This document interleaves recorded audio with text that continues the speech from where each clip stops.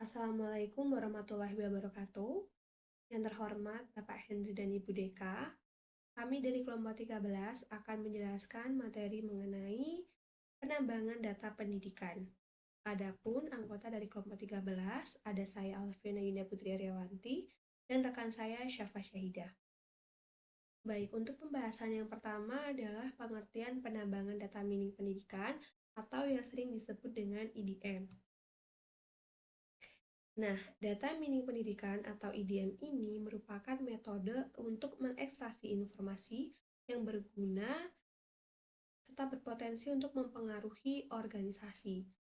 Nah, asal mula kenapa data mining pendidikan ini penting adalah karena peningkatan penggunaan teknologi dalam sistem pendidikan telah menyebabkan penyimpanan data siswa dalam jumlah yang besar, yang menjadikan penting untuk menggunakan IDM dalam proses belajar mengajar. Lalu, ada 3 metode yang dapat digunakan dalam penambangan data mining pendidikan, yaitu yang pertama statistika, yang kedua matematika, dan yang ketiga yang sangat berkembang adalah artificial intelligence. Lalu, apakah data mining pendidikan ini penting dilakukan? Ya, sesuai yang telah dijelaskan pada pengertian tadi, penambangan data mining pendidikan ini penting dilakukan karena untuk mengetahui bagaimana kinerja siswa dalam pembelajaran dan juga bagaimana kinerja pendidik selama proses pembelajaran. Nah, ketika diketahui datanya bahwa ketika terjadi kendala, maka akan uh, maka akan disediakan solusi atau manajemen pendidikan yang sesuai dengan permasalahan tersebut untuk menjadikan pembelajaran lebih efisien dan lebih efektif. Lalu, tujuan penambangan data pendidikan antara lain yang pertama mengetahui bagaimana siswa belajar, mengetahui kelompok anak-anak dengan permasalahan yang sama. Nah, kedua poin ini merupakan pemicu dari poin ketiga, yaitu bagaimana menyarankan strategi pedagogis yang efektif sesuai dengan kebutuhan atau permasalahan yang ada. Kemudian, hubungan distribusi data dan hasil belajar siswa. Nah, di sini distribusi data yang belajar yang baik ini akan juga berpengaruh pada penilaian yang efektif.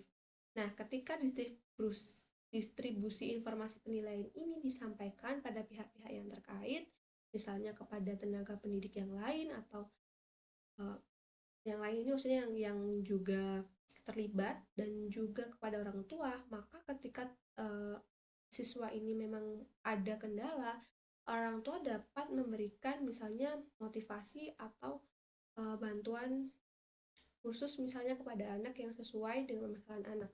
Nah, hal ini juga akan berpengaruh dalam proses peningkatan hasil belajar siswa. Nah, adapun visi penambangan data pendidikan, yang pertama kemudahan akses beragam repositori dan dapat diakses dimanapun berada, manajemen data dari file yang sangat besar, kemudian menggunakan organisasi file dengan bahasa query, data membuat interaksi lebih efektif, dikembangkan alat dan metodologi pada persimpangan data mining, misalnya itu bioinformatika, dan digunakan alat standar untuk membangun model karakteristik dan perilaku siswa, mempelajari efek intervensi pada perilaku siswa dengan halus, dan juga mengembangkan alat untuk melaporkan hasil analisis data kepada guru, administrator, sekolah, dan orang tua. Baik, sekian dari saya. Untuk materi selanjutnya akan disampaikan oleh rekan saya, Syafa Syahidah.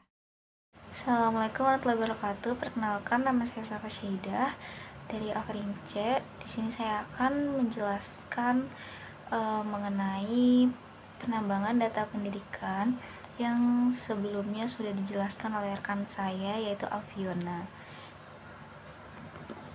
Selanjutnya saya akan menjelaskan mengenai bagian agenda riset data pendidikan. Agenda riset data pendidikan yang pertama adalah mengembangkan teknik penambangan data, keamanan, dan basis data yang baru.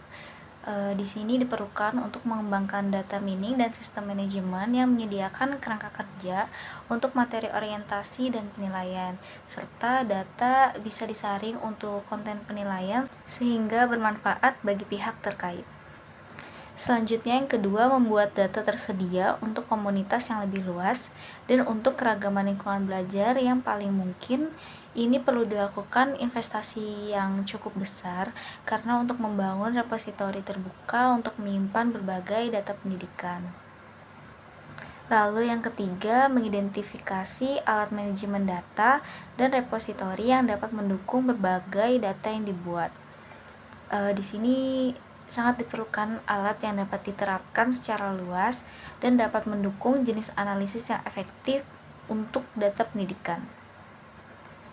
Lalu yang keempat, pengembangan algoritma yang khusus disesuaikan dengan domain pendidikan dan karakteristik unik dari data pendidikan. Lalu yang kelima, pendanaan untuk menentukan bagaimana model dan perangkat lunak dapat tersedia lebih luas. Nah, dari 2 poin ini sangat diperlukan untuk agenda riset data pendidikan.